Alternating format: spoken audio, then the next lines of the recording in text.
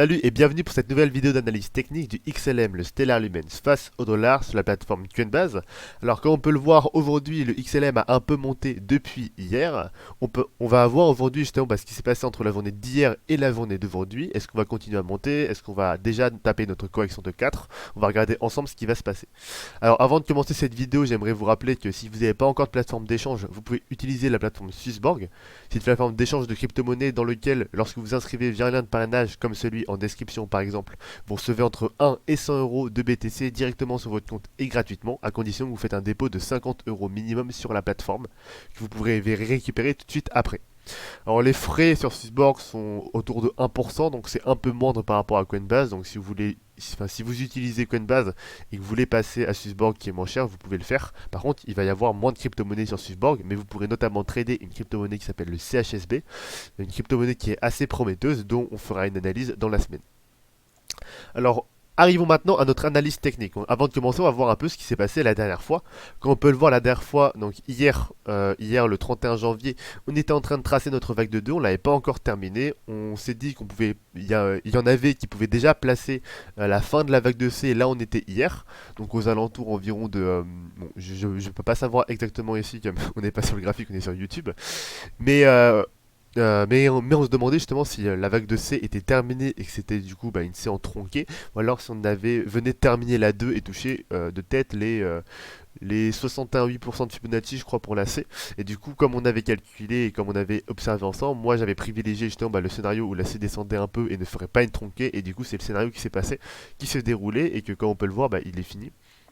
On peut maintenant placer notre vague de 2 et comme on peut le voir, notre 2 est bien placé au bon endroit. Là, on avait à peu près prévu hier. On avait hier prévu de tête, on avait prévu ici les 61,8% de Fibonacci, voire un peu plus bas. Parce que, voire un peu plus bas de tête, voilà, on avait prévu vraiment 61,8% de Fibonacci, voire un peu plus bas. On a vraiment atteint ce point plus bas, donc pour ceux qui ont vendu ici pile au 78,6, félicitations pour vous.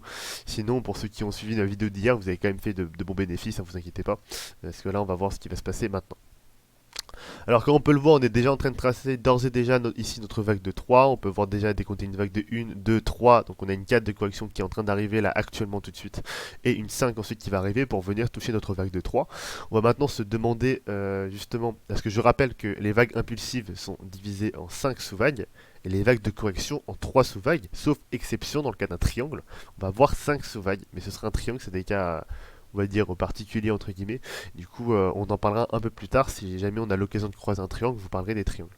Là, pour l'instant, on n'a pas affaire à un triangle tout de suite. On a eu une 2 en zigzag, donc une A, B et C.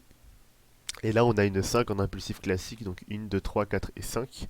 On regarde vraiment ici que notre 1 a été formé. Notre 2 a été formé, on va regarder tout de suite justement jusqu'où et quel objectif a touché notre vague de 2. Alors, hop là, et voilà, notre vague de 2 est venue toucher les 50% de Fibonacci à peu près. Vraiment, il est pas venu les toucher, hein, mais on est vraiment quasiment dessus. Donc c'est des objectifs assez classiques pour une 2. Finalement, on peut voir ici au niveau des moyennes mobiles, donc la moyenne mobile 200 et la moyenne mobile 50 qui est ici en orange, on peut voir que la moyenne mobile 50 est passée au-dessus de la moyenne mobile 200, du coup on a affaire à une golden cross ici, du coup ça montre vraiment un point haussier qui va arriver. Ça vient vraiment valider que notre sommet de 2 est terminé et qu'on va vraiment entrer dans le sommet de la 3 là maintenant. Et on va vraiment observer aussi, hop là notre vague de 3, on va venir voir jusqu'où elle a été atteinte. La petite vague de 3 de la petite 3, je rappelle bien sûr.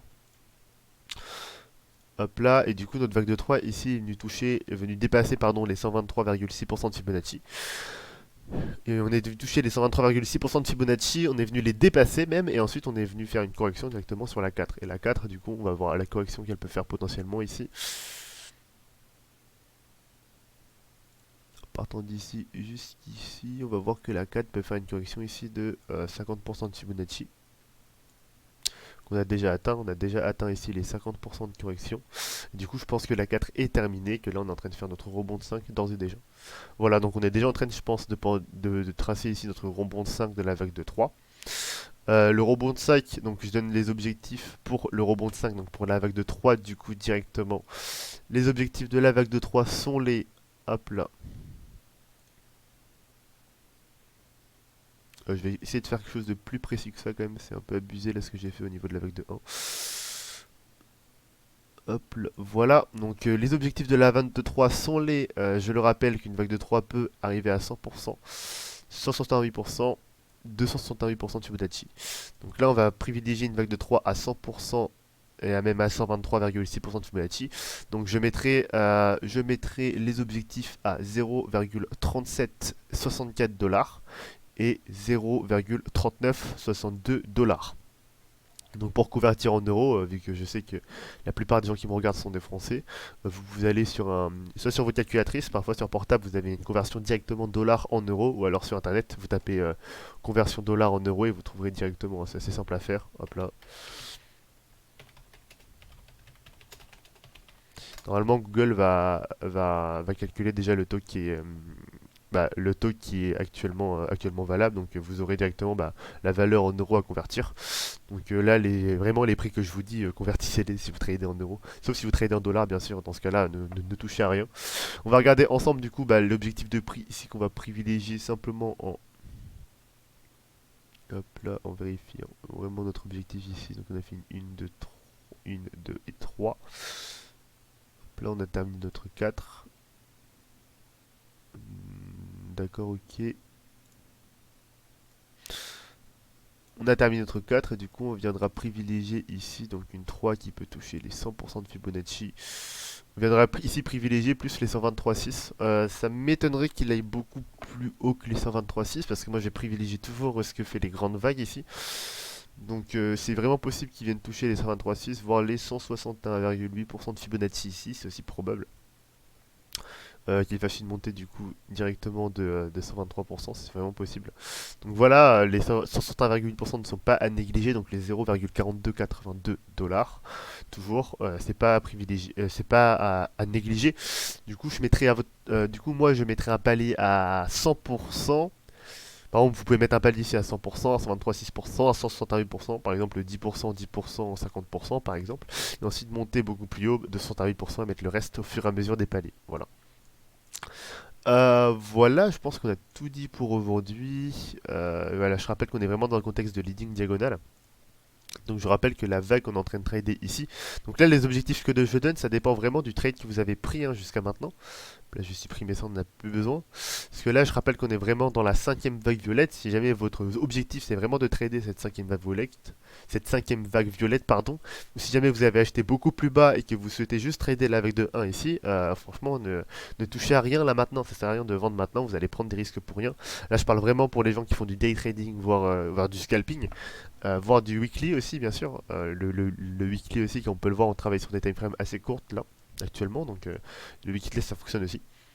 Mais pour ceux qui font vraiment du trading à long terme, voire à très long terme, là, ne touchez pas à votre investissement là maintenant. Ne prenez pas les points de vente et les points d'achat que là j'ai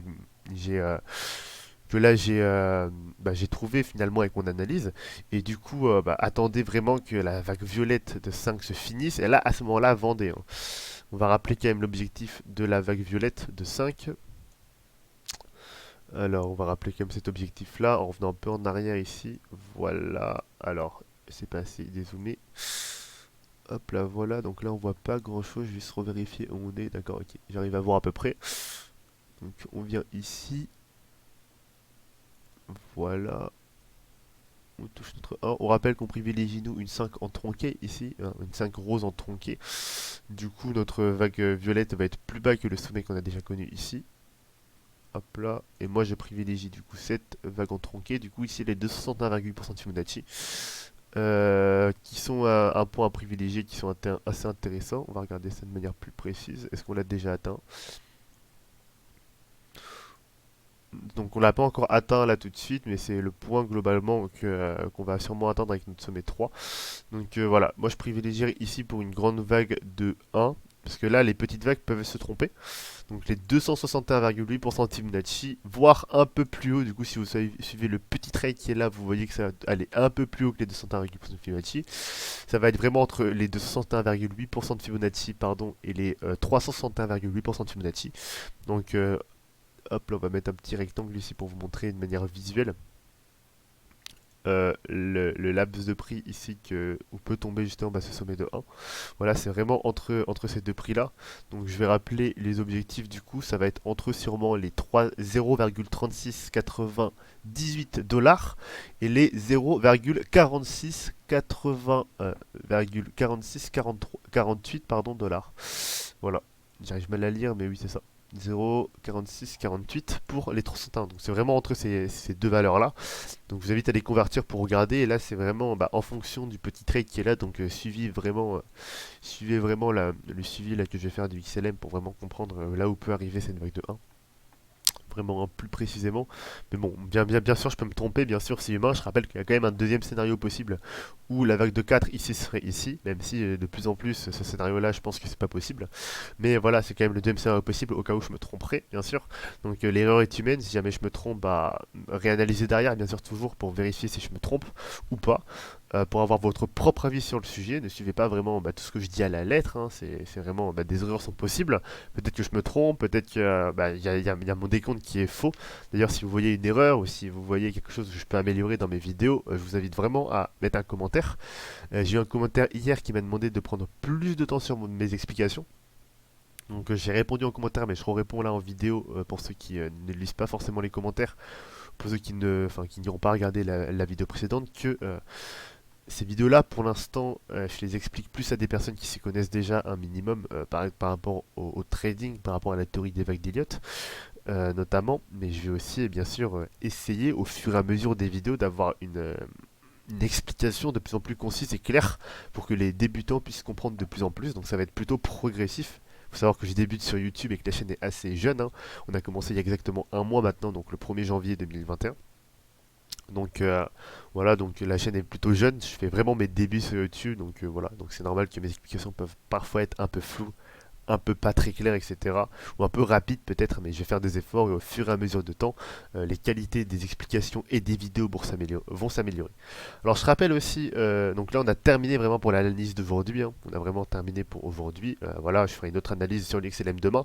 Donc pour ceux où il n'y a que l'analyse technique qui les intéresse, vous pouvez d'ores et déjà quitter la vidéo. Là, je continue juste un peu la vidéo pour vous rappeler que dans la semaine, je vais faire une analyse sur l'Ethereum. Donc pour ceux pour ceux qui sont intéressés par l'Ethereum, je vous invite vraiment à vous abonner et à mettre la petite cloche pour pas louper la vidéo sur l'Ethereum, parce que j'en ferai pas une chaque semaine. J'en ferai vraiment une de temps en temps sur d'autres crypto-monnaies que la XLM, donc l'Ethereum comme j'avais dit et le Swissborg, mais ce ne sera pas des vidéos qui vont être aussi récurrentes que les vidéos sur l'XLM. Donc ce sera vraiment des vidéos qui vont être vraiment là de temps en temps quand j'aurai le temps, quand j'aurai envie de les faire. Donc ça va vraiment dépendre de beaucoup de choses. Donc ne ratez pas les vidéos sur l'XLM et sur l'Ethereum par exemple ou sur le CHSB. Si vous voulez pas prendre trop si vous voulez avoir une vision plus globale sur ce qui se passe, on va dire. Alors voilà pour l'explication donc pour l'Ethereum et le CHSB. Et du coup, je vous invite vraiment à aller voir en description si vous n'avez pas encore de plateforme d'échange, si vous voulez faire une donation pour la chaîne, ou si simplement vous voulez aller voir d'autres vidéos de la chaîne pour comprendre par exemple la thématique globale, le plan global finalement que j'aborde ici dans ces vidéos sur le XLM. Et je vous invite vraiment à la regarder la vidéo précédente dans la description. Vous avez un lien, on va regarder ensemble ici. Donc la vidéo précédente dans la description, vous avez le lien ici pour la vidéo retraçant le grand scénario que je montre justement totalement de quoi il en retourne, qu'est-ce que j'explique ici et pourquoi ici on est que dans une vague de 1 par exemple. Donc vous allez comprendre tout ça. Si vous ne l'avez pas encore vu, je vous invite vraiment à la voir pour comprendre la suite de ces vidéos sur l'XLM. Voilà. D'ailleurs, je le remettrai peut-être en description de cette vidéo là pour que vous ayez un accès plus rapide. Donc voilà, passez une très bonne journée. Du coup, je vous vois demain pour une analyse sur l'XLM ou sur l'Ethereum. Ça va dépendre de ce qui se passe sur le cours de l'XLM. Et si jamais on finit de tracer cette vague de 5, en tout cas c'est sur l'Ethereum et le CHSB, vous aurez donc le CHSB c'est le Swissborg, vous aurez une vidéo sur ces deux crypto-monnaies dans la semaine, c'est sûr. Voilà, donc une vidéo consacrée à l'Ethereum et une vidéo consacrée au CHSB. Je ne sais pas encore quand exactement dans la semaine, donc je ne vous fais pas de promesses. Mais en tout cas, voilà, vous en aurez une dans la semaine. Voilà, donc à demain, passez une très bonne journée. Du coup, je vous dis à demain pour la suite de l'analyse du XLM.